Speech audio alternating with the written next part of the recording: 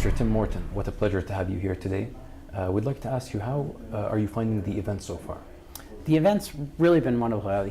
An opportunity to see firsthand what's going on in Riyadh, but also to connect with so many other great figures from the industry. That's great. And do you see a lot of progress going towards, esports with all the events that we've been seeing here in Saudi and in other countries as well, where esports is being taken much more competitively, and we have tournaments being hosted all around the world for many different games. Coming from StarCraft, where esports has such a long history, it's very gratifying to me to see the scale of what's going on today, and also just the increase in popularity. Even here at the Esports World Cup, seeing the venue sizes, the crowds, the excitement around esports, it seems like it's the beginning of an even broader future. Yeah, hopefully that's, we all have our hopes up on, seeing expansion and just many improvements in this industry. Also, so in Frost Giant Studios, since you have many former Blizzard talent, so was it difficult to try and have as many great like-minded individuals in one company? How hard was it to bring all of them together?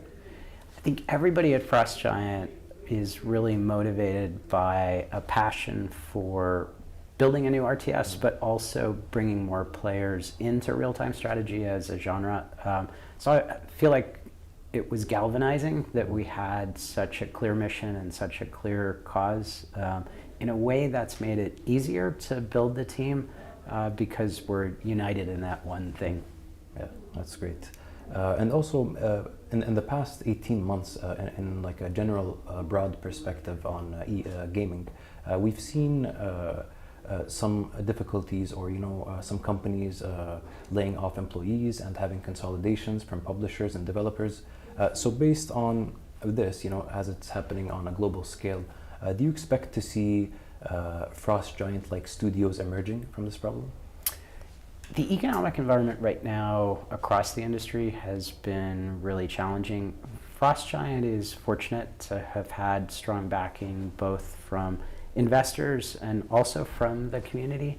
So I'm optimistic that what we're building will ultimately lead to great success. Right now we're in a phase where we're taking feedback and we're iterating to try to make sure that we build a game that players are excited about. And I think this way of building games, going from early access instead of just jumping straight to what we would call a 1.0 launch, is a better way to build games. I think it will produce better games, but it means starting small, taking feedback, and then growing into that larger vision instead of just having one grand reveal and hoping that you got everything right.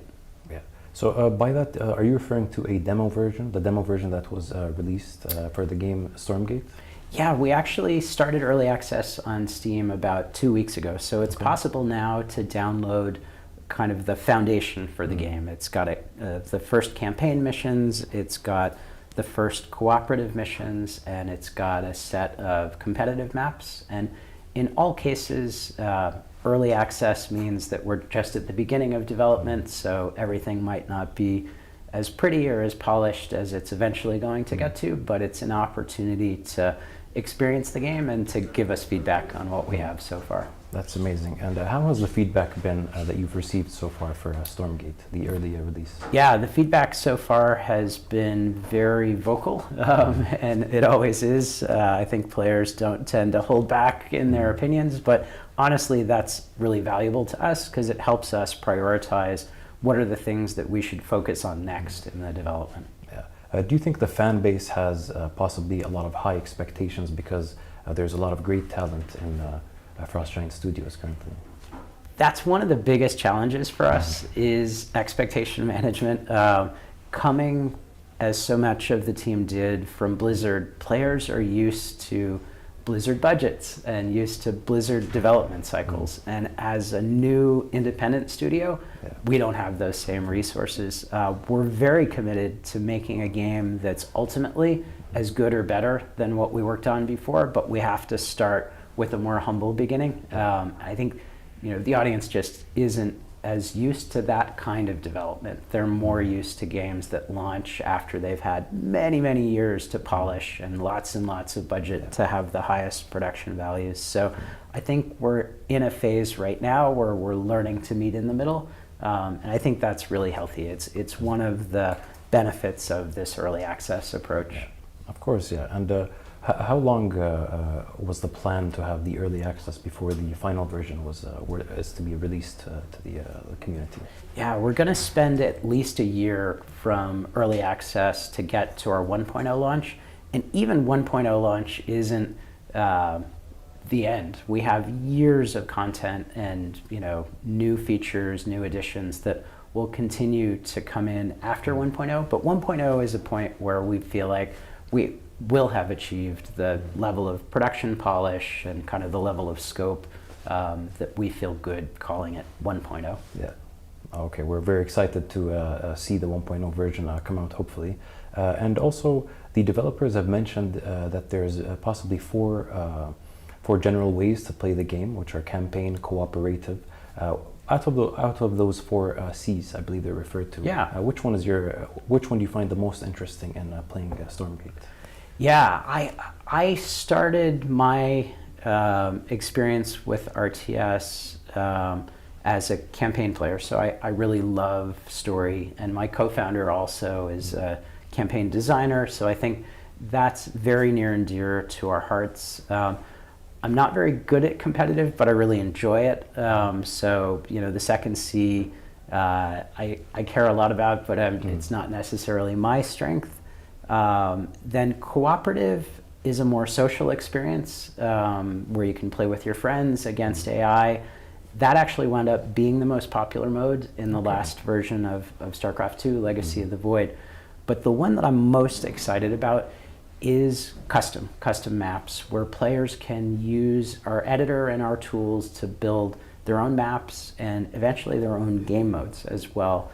Wow. That's not coming till next year that we're going to deliver the tools to be able to do that, but seeing the things that have come out of custom for real-time strategy in the past, from tower defense games to auto battlers to the whole MOBA genre, the creativity of players is limitless, and so really that's the thing that gets me most fired up, and I'm excited to finally get to that point next year. Yeah, hopefully we're very excited also. How hard is it to incorporate such a change in the game where you allow players to customize not only the maps but also the game mode as a whole?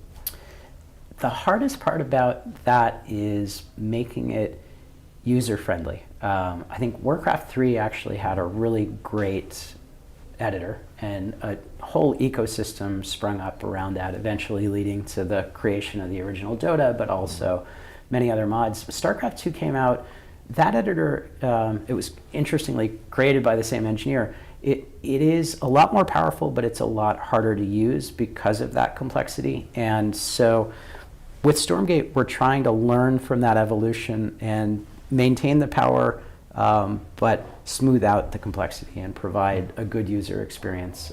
So that's a big part of the effort that's going into this. And we've started from the very beginning with this in mind. So the whole team is kind of rallying behind that goal. Oh.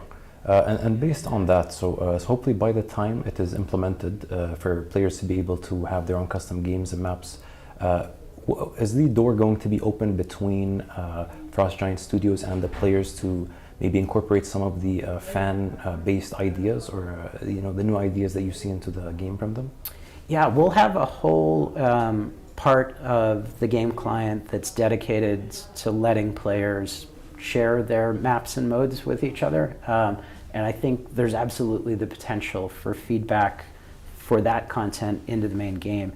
Even on StarCraft 2, there were a lot of map contests, Team Liquid map contests, for example, that would take user maps and incorporate them into the competitive rotation. So we want to embrace that same philosophy with Stormgate, and we're still thinking about ways that we can expand and build on that. Okay, that's great. And so if we were to take it on a general kind of idea, seeing all the changes and all the news and how the esports industry has been seeing a lot of great achievements, milestones over the past not only a few months, years, what are you most excited about during this era of all these changes that we're seeing? Yeah, to me, it's the building of community and then the growth of that community that's at the heart of esports. The level of fandom for players who would come out to BlizzCon or GSL for StarCraft is something that's inspiring as a game maker. Seeing more of that and seeing that enthusiasm spread is so exciting. And really, Esports World Cup has created a scale that we've never seen before. And I think it's the beginning of something that will spread like wildfire. Yeah, well, we're hoping so. I mean, all the voices, all the commentary, all the comments that we've heard so far with all the activations have been amazing. And, from the players to the companies to the organizations, everyone's just excited to be on this journey to see what the future holds, basically, in regards to this. But Mr. Morten, so last but not least, I'd like to share a quote that you have previously mentioned for Stormgate.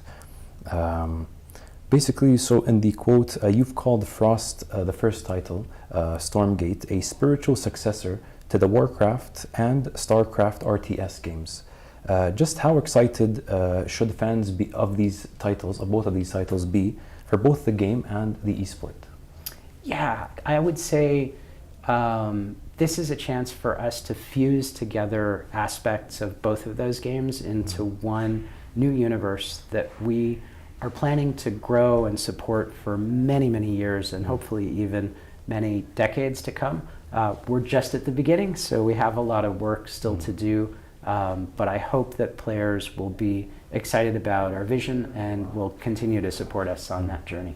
Hopefully, we hope to see that as well, and we hope you've had an amazing time so far, and we thank you a lot for your time here today, Mr. Morten, and we wish you have an amazing remainder of the event. Will you be attending the final closing ceremony for the esports? I will be at closing ceremony tonight, yeah, and thank you so much for having me here. Thanks a lot for your time, we really appreciate it, and we hope you have a really good time at the closing ceremony of the esports. Thank you. Thanks a lot, Mr. Morten. Thank you.